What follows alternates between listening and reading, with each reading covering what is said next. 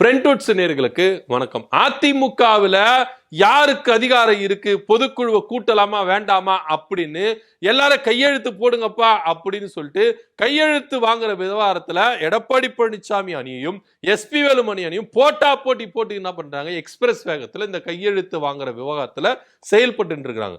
பொதுக்குழுவை கூட்டி தான் ஆகணும். ஏன்னா அடிப்படை விதிகள்ல 1/5 பொதுக்குழு உறுப்பினர்கள் பொதுக்குழுவை கூட்டணும் அப்படின்னு எடப்பாடி பழனிசாமியை பார்த்து கடிதம் கொடுத்தா எடப்பாடி பழனிசாமி என்ன பண்ணும், கப்பு சிப்புன்னு பொதுக்குழுவை கூட்டணும் அப்படின்னு எஸ்பி வேலுமணி தரப்பு அவங்க சொல்றாங்க. ஆனா எங்களுக்கு 1/5 2 இருக்கு, உடனடியா பொதுக்குழுவை கூட்டுங்க அப்படின்னு அவங்க கோரிக்கை வைக்கிறாங்க.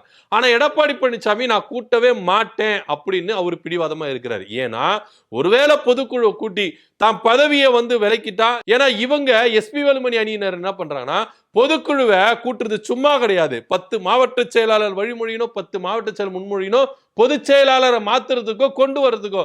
சோ இதை பயன்படுத்தி எடப்பாடி பழனிசாமி பதவியை பறிச்சுட்டா எஸ்பி வேலுமணியை பொதுச் செயலாளர் ஆக்கிடலாம் அப்படின்னு ஒரு விவகாரத்துல இவங்க என்ன பண்றாங்க, மூவ் பண்றாங்க. சோ இந்த பக்கம் பொதுக்குழுவை கூட்டக்கூடாது அப்படின்னு எடப்பாடி பழனிசாமி தரப்புல இருந்து அவங்க என்ன பண்றாங்க, கையெழுத்த வாங்கிட்டு இருக்காங்க. இதனிடையில நாளைக்கு மாவட்ட செயலாளர் கூட்டம் நடக்க போறதா எடப்பாடி பழனிசாமி அறிவித்திருக்கிறாரு. என்னென்ன அதிரடியான உத்தரவுகளை பிறக்க போறாரு, என்னென்ன பேச போறாரு அப்படின்ற பொறுத்து போலாம். இதை பத்தியோட கருத்து அப்படி கீழே கமெண்ட் பண்ணுங்க. நன்றி, வணக்கம்.